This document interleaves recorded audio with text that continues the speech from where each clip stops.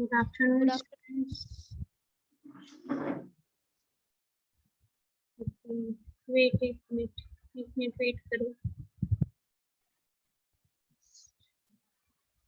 Screen clear है? Yes, ma'am. Okay. कल portal की 5 सोर्सेस की बात कर रहे थे. पूरा नहीं हो पाया था क्योंकि शायद नेटवर्क इशू था. तो क्या क्या थे 5 sources? Threats of new entrants था, और क्या था? Threats of substitute product, bargaining power of buyers, bargaining power of suppliers, और क्या था? बोलो, तुम लोग भूल जाते हो क्या? बेसिक से थे ये.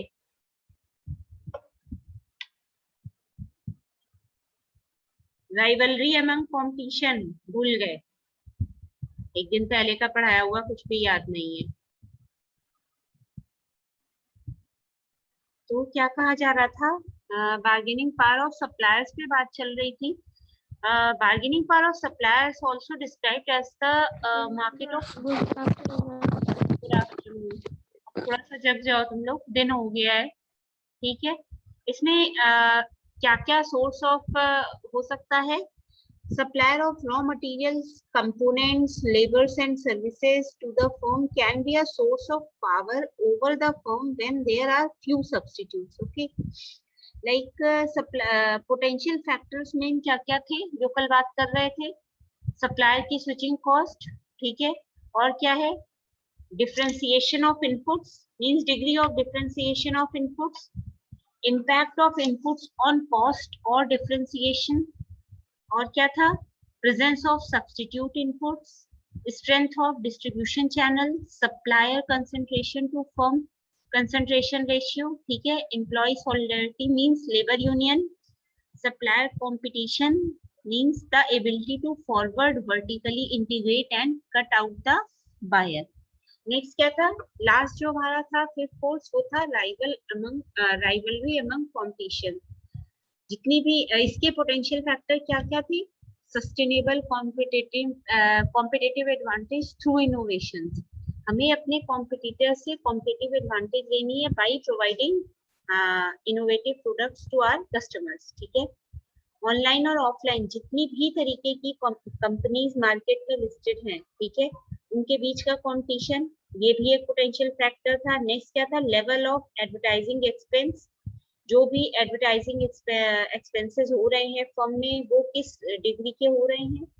Next, powerful competitive strategy. अगर हमें अपने कॉम्पिटिटर्स को बीट करके अपने या प्रॉपर अच्छी तरीके बहुत ही फाइन वे में अगर कॉम्पिटिटर्स से कोप करना है तो उसके लिए पावरफुल कॉम्पिटिटिव स्ट्रेटेजी भी मेंटेन करनी होगी. नेक्स्ट लास्ट क्या है? Degree of transparency. जो भी हम स्ट्रेटजीज यूज कर रहे हैं, ठीक है, प्रोडक्ट को मार्केट में बनाए रखने के लिए, या अगर कोई भी नया प्रोडक्ट लॉन्च कर रहे हैं, मींस अगर एग्जिस्टिंग प्रोडक्ट है उसके लिए, या कोई इनोवेटिव प्रोडक्ट लॉन्च हो रहा है उसके लिए, तो हमें एक ट्रांसपेरेंसी को मेंटेन रखना होगा. ठीक है. ये थे हमारे क्या है? 5 फोर्सेस थे. इनको क्रिटिसाइज भी किया गया, जो कि अदर स्ट्रेटजिस्ट थे, लाइक केविन थे, ठीक है, एबीसी थे, और भी थे. उन्होंने पोर्टर के फ्रेमवर्क को, ये जो 5 फोर्सेस का फ्रेमवर्क था, इसके कुछ एक पॉइंट्स पे क्रिटिसाइज किया. क्या क्या था? एक फर्स्ट पॉइंट ये था that buyer, competitor and suppliers are unrelated and do not interact and collude. Means तीनों ही एक सेपरेट आइडेंटिटी है, ठीक है, और तीनों ही आपस में जरा भी रिलेट नहीं करते, ना ही उनकी कोई भी रेलेवेंसी है. ये तो फर्स्ट पॉइंट था जिस पर उन्हें पोर्टर को क्रिटिसाइज किया गया. सेकंड था that the source of value is structural advantage within bracket creating barriers to entry. जो स्ट्रक्चरल एडवांटेज ली गई वो कैसे कि जो भी एक पॉइंट था थ्रेट्स ऑफ न्यू एंट्रेंट्स. कोई भी नया प्रोडक्ट या कोई इनोवेटिव प्रोडक्ट ना आए, इसकी भी एक थ्रेट थी. ये हमारा फर्स्ट पोर्टर का फोर्स था 5 फोर्सेस में. तो उसके लिए उस हिसाब से भी ये केवी था कि इस पार्ट पर भी क्रिटिसाइज किया गया. नेक्स्ट क्या था? Uncertainty is low, allowing participants in a market to plan for and respond to competitive behaviour. Uncertainty को काफी कम कहा गया और पार्टिसिपेंट्स मींस जो भी कॉम्पिटिटर्स थे उनको कहा गया कि वो प्लान करें और रिस्पॉन्स करें अपने टुवर्ड्स देयर कॉम्पिटिटिव बिहेवियर जो भी मार्केट में हो रहा है। ठीक है, क्या था, बहुत सारे ऐसे स्ट्रेटजिस्ट रहे जिन्होंने इन फोर्सेस के इन 3 पॉइंट्स के अलावा भी और भी पॉइंट्स थे, सबके अपने अपने थॉट्स थे, उसको क्या किया, क्रिटिसाइज किया। और इसी के बाद, इस क्रिटिसिज्म के बाद पोर्टर ने एक वैल्यू चेन एनालिसिस दी। ठीक है, ये तुम्हारे उसी यूनिट 2 के ही कंटिन्यूएशन का ही पार्ट है। और एक सेकेंड रुकना, लेकिन उसके बीच में और भी छोटे छोटे टॉपिक्स हैं, वो हटा के पहले पोर्टर की वैल्यू चेन एनालिसिस को ही एक्सप्लेन कर रहे हैं। देखना अभी ये थी वैल्यू चेन एनालिसिस, ये भी माइकल पोर्टर ने ही दी थी। सबसे पहले तो ये देखो वैल्यू चेन होता क्या है। A value chain is a set of activities that a firm operating in an specific industry performs in order to deliver a valuable product or service for the market. Value chain activities जो कहा गया इसमें ये था कि firm कहना कि value chain क्या है, ये एक सेट ऑफ एक्टिविटीज है जो भी फर्म किसी स्पेसिफिक इंडस्ट्री में काम कर रही है, उसका काम क्या है, वैल्यूएबल प्रोडक्ट और सर्विसेज को मार्केट तक पहुंचाना, मींस कस्टमर्स की नीड्स को सेटिस्फाई करना या फुलफिल करना। ठीक है, माइकल पोर्टर ने 1985 में इस वैल्यू चेन एनालिसिस के फ्रेमवर्क को जनरेट किया। और इसके पीछे आइडिया क्या था, the idea of the value chain is based on the process view of organisation, the idea of seeing a manufacturing organisation as a system and made up of subsystems, each with inputs, transformation processes and outputs. Input, transformation process and outputs involve the acquisition and consumption of resources. क्या क्या resources थे जिनको acquisition जिनका करना था, और consumption money, labor, material, equipment, buildings, land, administration and management. ठीक है, तो ये जो थीम तुम लोगों को डायग्राम में दिख रहा होगा, ये बेसिकली दो टाइप की एक्टिविटीज को इसमें इन्वॉल्व किया गया। फर्स्ट थी प्राइमरी एक्टिविटीज, नेक्स्ट थी सेकेंडरी एक्टिविटीज या सपोर्टिव एक्टिविटीज। प्राइमरी एक्टिविटीज में बेसिकली हमारे 5 स्टेप्स थे। क्या क्या थे, inbound logistics, operations, outbound logistics, marketing and sales और service. Service means post sale service, ठीक है, या आफ्टर सेल सर्विस। जो सपोर्टिंग एक्टिविटीज थे उसमें 4 स्टेप्स थे, firm infrastructure, human resource management, technology और प्रोक्योरमेंट। अब हम सबसे पहले बात करते हैं किसकी, प्राइमरी एक्टिविटीज की। प्राइमरी एक्टिविटीज में हम बात करते हैं इनपुट लॉजिस्टिक्स। इनपुट लॉजिस्टिक्स में हमारा आता है जितने भी हमारे रॉ मटेरियल्स या वो सारे एक्टिविटीज जिसमें हम रॉ मटेरियल इनपुट को हम आउटपुट में कन्वर्ट कर रहे होते हैं। ठीक है, इसमें arranging the inbound movement of materials, parts or finished inventory from supplier to manufacturer और assembly plants, warehouses, retail stores, ये सब कुछ हमारा inbound logistics में आया। operations कहें या transformational process कहें, सेम थिंग होती है। जब हम इनपुट पर ऑपरेशनल एक्टिविटीज को अप्लाई या इम्प्लीमेंट करते हैं तब हमारा आउटबाउंड लॉजिस्टिक्स या आउटपुट जनरेट होता है। ठीक है, तो ऑपरेशनल एक्टिविटीज कहें या ट्रांसफॉर्मेशनल प्रोसेस कहें, इसी प्रोसेस के थ्रू ही हमारा इनपुट आउटपुट को जनरेट करता है। It is basically concern with managing the process that converts inputs in the form of raw materials, labors and energy to outputs in the form of goods and or services. Third था हमारा outbound logistics. ये वो process होती है related होती है storage से या फाइनल प्रोडक्ट्स के मूवमेंट से and the related information flows from the end of the production line to the end user. Basically इस आउटपुट को ही पहुंचाना होता है कहाँ तक, एंड यूजर तक। एंड यूजर कौन होता है, हमारा खुद का कस्टमर, ठीक है, जो कि प्रोडक्ट को या सर्विसेज को यूज करता है। नेक्स्ट था मार्केटिंग एंड सेल्स। इसमें क्या होता है, सेलिंग अ प्रोडक्ट और service and processes for creating, communicating, delivering and exchanging offerings that have value for customers, clients, partners and society at large. क्या करना, प्रोडक्ट और सर्विसेज या प्रोसेसेस को क्या करना, क्रिएट करना, कम्युनिकेट करना और उसको डिलीवर कराना वेरियस ऑफर्स के थ्रू, इसको कस्टमर्स को, क्लाइंट्स को, पार्टनर्स को और सोसाइटी को। एक मिनट रुको, क्या कह रहे हो? नहीं है, हो सकता है कहीं गए हो, किसी ने बुला लिया हो, वेट कर लो थोड़ा सा, वेट। ठीक है, ये तो हमारी हो गई marketing and sales. Marketing and sales में बेसिकली मार्केटिंग एक्टिविटीज भी इन्वॉल्व होती है और सेल्स एक्टिविटीज भी। लास्ट है हमारे आफ्टर सेल्स या पोस्ट सेल्स बिहेवियर या after sales services. Services includes क्या क्या होती है, the activities required to keep the product और service working effectively for the buyer after it is sold and delivered.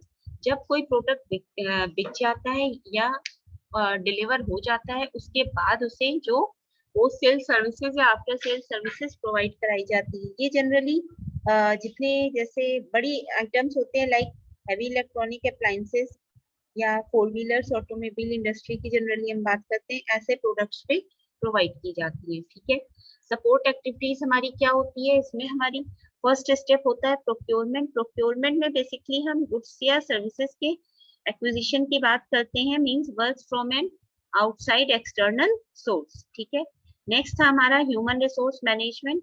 इसमें हम क्या करते हैं, consist of all activities involve in recruiting, hiring, training, developing, compensating, and if necessary dismissing or laying off personnel।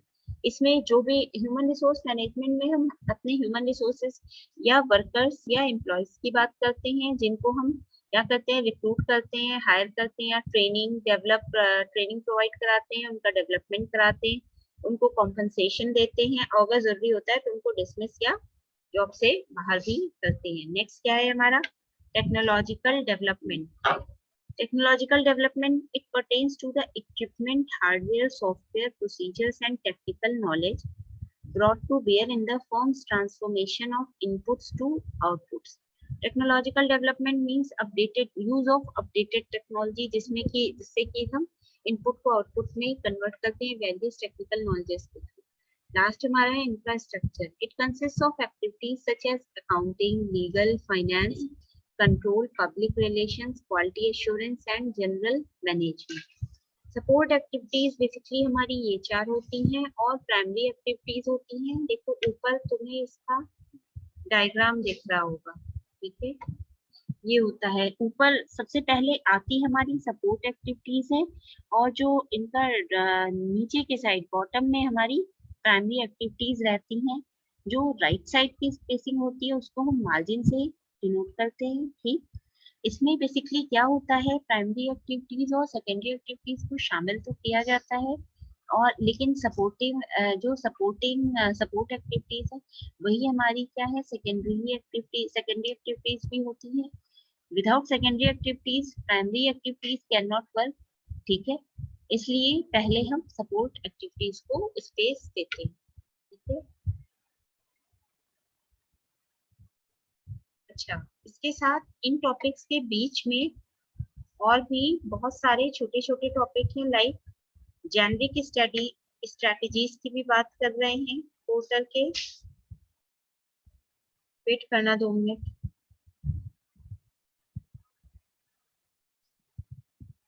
This one,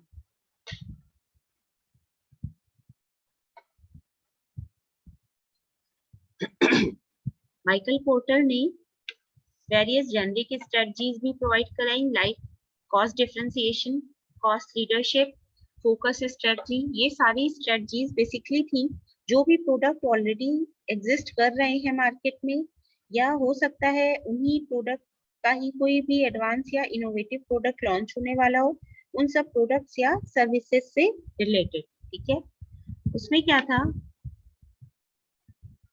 porter ने क्या कहा, cost leadership strategy. ये first strategy ये कहती थी कि अपने कॉस्ट के थ्रू, जैसे सपोज तुम्हारा कोई प्रोडक्ट है, ठीक है, वो मार्केट में बिक रहा है और तुम्हारे ही प्रोडक्ट के जैसे और भी प्रोडक्ट होंगे मार्केट में, ठीक है, तो तुम्हें किस तरीके से अपनी प्रोडक्ट की कॉस्ट को इस तरीके से मेंटेन करना है कि तुम्हें वहां पे इसी कॉस्ट स्ट्रेटजी के थ्रू तुम कॉस्ट लीडरशिप स्ट्रेटजी को यूज करो, जिससे कि जो भी तुम्हारे प्रोडक्ट की कॉस्टिंग जो भी प्रोडक्ट है उसमें तुम उसको इस तरीके से उसकी जो प्राइसिंग है उसको एनहांस करो कि तुम कॉस्ट के मैटर पर लीडरशिप क्या बोले तुम प्राइस सेंसिटिव कस्टमर्स जो थे उनको डील कर पाओ, ठीक है। और ये ऐसा तभी हो पाएगा जब you can provide the only provide the lowest prices in the target market, ठीक है, या at least the lowest price to value ratio. अगर हम इस तरीके का कोई काम बीइंग अ मैन्युफैक्चरर करते हैं तो शायद हम कॉस्ट लीडरशिप स्ट्रेटजी की हेल्प से अपने प्रोडक्ट को कस्टमर के बीच अवेयरनेस उसकी क्रिएट करा सकते हैं, ठीक है। नेक्स्ट थी हमारी डिफरेंशिएशन स्ट्रेटजी। हम डिफरेंशिएशन स्ट्रेटजी में क्या करते हैं कि अपने प्रोडक्ट या जो भी हम सर्विसेज प्रोवाइड करा रहे हैं उसको डिफरेंशिएट करते हैं वेरियस वैल्यूज क्रिएशन के through from among all the existing product, जिससे कि जो भी कस्टमर होगा वो क्या करेगा। कोई आइडिया है वैसे डिफरेंशिएशन स्ट्रेटजी का? पढ़ रखी होगी मार्केटिंग में। एक तो तुम लोग बोलोगे नहीं, खैर। इसमें डिफरेंशिएट द प्रोडक्ट्स और services in some way in order to compete successfully, मतलब कि मार्केट में जितने भी प्लेयर्स हैं उनके बीच हमें अगर हम एक फेयर गेम प्ले करना चाहते हैं या फेयर कंपटीशन रखना चाहते हैं तो उसके लिए हमें क्या करना होगा, डिफरेंशिएशन स्ट्रेटजी को यूज करना होगा। और ये वहाँ अप्रोप्रिएट होगी जहाँ पे जो हमारा ऐसे कह सकते हैं differentiation strategies appropriate where the target customer segment is not price sensitive, ठीक है। द मार्केट इज कॉम्पिटिटिव या यूं कहें सैचुरेटेड है, कस्टमर्स की कुछ स्पेसिफिक पर्टिकुलर नीड्स है विच जिनकी फुलफिल हो पाना या जिनके सेटिस्फैक्शन से उनकी नीड का फुलफिलमेंट हो पाना ऐसा पॉसिबल फुल फॉर्म में पॉसिबल नहीं हो पाता है, ठीक है। इसलिए कहा जाता है firm has unique resources and capabilities which enable it to satisfy these needs in ways that are difficult to copy. These could include like क्या क्या हो सकते हैं, जैसे पेटेंट्स हो गए, इंटेलेक्चुअल प्रॉपर्टी राइट्स हो गए, आईपीआर जिन्हें कहते हैं, लाइक जैसे कि कोई प्रोडक्ट है, ठीक है, उसका लाइक अगर हम एलजी की बात करें या गोदरेज की बात करें, सबके अपने अपने कंपनी के अपने अपने ब्रांड के लोगो होते हैं। हम उनके लोगोस को कॉपी नहीं कर सकते, क्यों? क्योंकि ये क्या है, ये उसी लोगो के थ्रू अपने खुद के प्रोडक्ट को या सर्विसेज को डिफरेंशिएट करते हैं अदर प्रोडक्ट से, ठीक है। तो ये एक टाइप की डिफरेंशिएशन स्ट्रेटेजी हो गई। और क्या है, सबसे पहली हो गई कॉस्ट लीडरशिप, फिर डिफरेंशिएशन। नेक्स्ट है फोकस स्ट्रेटजी। ये स्ट्रेटजी क्या है, अलग कोई स्ट्रेटजी नहीं है, इसमें हम बेसिकली कॉस्ट लीडरशिप या कह सकते हैं कि जो भी डिफरेंशिएशन स्ट्रेटजी है उसको कंबाइंड फॉर्म में यूज करते हैं। लिखा भी हुआ है this dimension is not a separate strategy for big companies due to small market conditions. Big companies which choose applying differentiation strategies may also choose to apply in conjunction with focus strategies, either cost or differentiation, या तो आप cost को लें या फिर differentiation strategy को। On the other hand, this is definitely appropriate strategies for small companies, especially for those wanting to avoid competition with big ones। इसमें mainly company को अपने ही प्रोडक्ट पर फोकस करना है, और ये बेसिकली क्या होता है, अप्रोप्रिएट स्ट्रेटजी होती है किनके लिए, उन स्मॉल कंपनीज के लिए जो कि अपनी से बड़ी कंपनी से कंपटीशन नहीं क्रिएट करना चाहती, ठीक है। क्लियर है सबको? Yes ma'am. ओके, अच्छा, जो भी ये पीडीएफ हम तुम लोगों के ग्रुप में शेयर करेंगे, इसको एक बार देख लेना अच्छे से, और हर एक स्ट्रेटेजी के लिए एक एक एग्जांपल वो खुद से तुम लोग करोगे, ठीक है। अभी जब हम पोर्टर के 5 फोर्सेस की बात कर रहे थे उसको भी क्रिटिसाइज किया गया, लाइक न्यू एंट्रेंट्स के पॉइंट पर और थ्रेट्स ऑफ सब्स्टिट्यूट के पॉइंट पर। सेम उसी तरीके से जो जेनरिक स्ट्रेटजीज थी इनको भी क्रिटिसाइज किया गया। लाइक बहुत सारे ऐसे कमेंटेटर्स थे जिन्होंने कहा कि जो स्ट्रेटजीज का यूज है वो सिर्फ स्पेसिफिकली यूज किया जा सकता है, मींस जैसे उनमें लेस फ्लेक्सिबल है वो, या उनकी कुछ पर्टिकुलर लिमिटेशंस हैं, और लिमिटेशंस के आगे जाके इन स्ट्रेटजीज का यूज नहीं हो सकता है। इन्हीं सब 2-3 पॉइंट्स के चलते लाइक स्पेसिफिसिटी, फ्लेक्सिबिलिटी और लिमिटेशंस, इन 2-3 पॉइंट्स पर जेनरिक स्ट्रेटजीज को क्रिटिसिज्म फेस करना पड़ा। तो ये जो क्रिटिसिज्म है ये तुम लोग अपने आप से डीप में पढ़ोगे और हर एक स्ट्रेटजी पर एक एक एग्जाम्पल खुद से बनाओगे।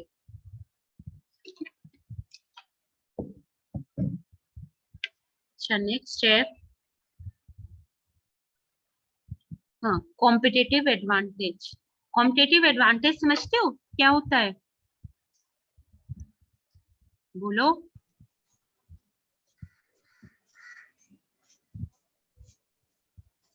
बोलो बच्चों, कुछ तो बोलो। मैम जब दो प्रोडक्ट के बीच मतलब कंपटीशन होता है तो उससे मतलब फायदा क्या होता है? फायदा क्या होता है? वो कॉम्पिटिटिव एडवांटेज होता है। थोड़ा और स्पेसिफिक होके एक्सप्लेन करो। बोलो बच्चों, कुछ तो बोलो। मैम कम कॉस्ट में ज्यादा प्रोडक्ट बेचना। कम कॉस्ट में ज्यादा प्रोडक्ट बेचना है, सही है?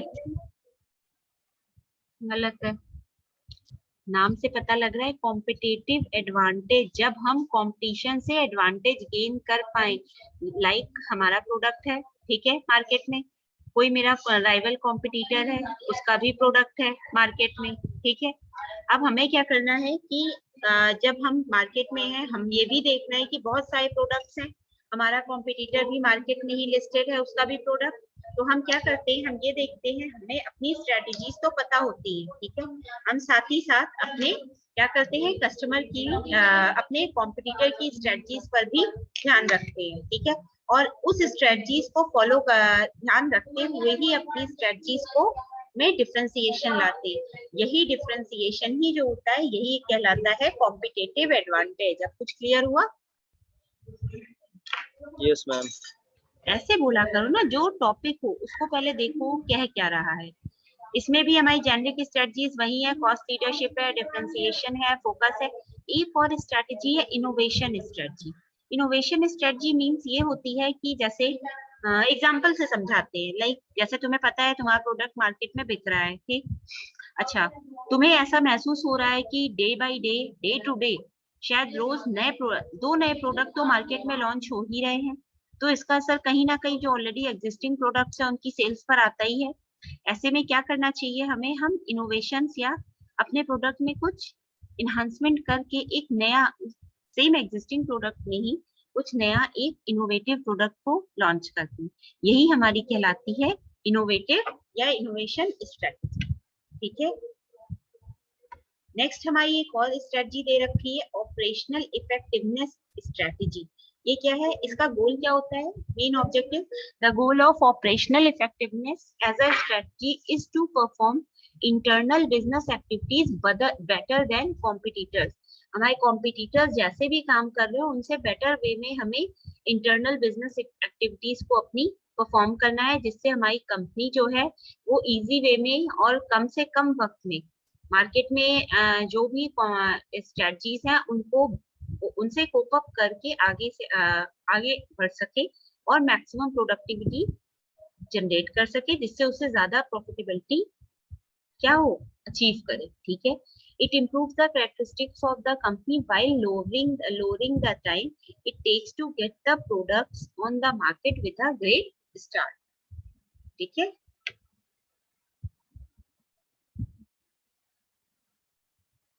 और भी होती है, लाइक रिसोर्स बेस्ड भी होता है, core competency, economies of scale, comparative advantage. जैसे अब तक कॉम्पिटिटिव एडवांटेज थी, वैसे ही comparative advantage, value chain already पढ़ रखे हो, differentiation strategy, cost leadership strategy, ये सारी वेरियस स्ट्रेटजीज थी, ठीक है, जिनके जिनके यूज के थ्रू या जिनको यूज करके हम क्या कर सकते हैं, क्या कर सकते हैं, मार्केट में अपनी स्टैंडिंग बढ़ा सकते हैं और अपनी प्रॉफिटेबिलिटी को इंक्रीज कर सकते हैं। क्लियर है? Yes ma'am. ओके, ये थी हमारी वेरियस स्ट्रेटजीज। क्लियर है सबको? बोलो बच्चों। Yes ma'am. ओके, अच्छा, और क्या पढ़ा दें? ये इसके साथ हमारी यूनिट 2 के 2-1 टॉपिक जो छूटे हैं वो छूट के बाकी हमारी यूनिट 2 कंप्लीट हो गई है। जैसे यूनिट 2 का एक है एनवायरमेंट एनालिसिस हो गया था, एक्सटर्नल एनवायरमेंट वगैरह, ठीक है। माइकल पोर्टर 5 फोर्सेस मॉडल वो हो गया। इंटरनल एनालिसिस अभी एक बाकी है, इंटरनल एनालिसिस, और उसके बाद है Michael porters value chain analysis, वो कंप्लीट हो गई। एनालिसिस ऑफ रिमोट एनवायरमेंट बाकी है, ठीक है। यही कुछ एक टॉपिक्स बाकी हैं, 3 टॉपिक्स बाकी है, ठीक है। बहुत ही छोटे से टॉपिक है, ये भी करा देंगे, बट ये कल कराएंगे। फाइन, आज की क्लास वो माइंड अप कर रहे हैं। Okay okay ma'am. हम लोग के रिजल्ट्स का कुछ पता चला? कोई आइडिया नहीं है बेटा। मैम और फीस की भी लास्ट डेट 15 दी थी नोटिस में, और अभी तक की कोई ऑनलाइन लिंक भी नहीं आई है। एक बार हैदर सर से डायरेक्ट फोन पे बात कर लो। मैम सर कुछ भेजते ही नहीं है। उन्हें भी पता होगा तो वो कोई जरूर अपडेट ही नहीं आता है मैम। हाँ मैम, कुछ पूछता है बच्चा तब भी मैम किसी चीज का रिप्लाई नहीं आना है, किसी चीज का। बेटा ये सर से बात करो ना, इसमें हम कुछ नहीं कर सकते, ठीक है। सर से बात कर लो यस, इस बारे में। ओके बेटा। Okay ma'am, thank you ma'am. Thank you ma'am.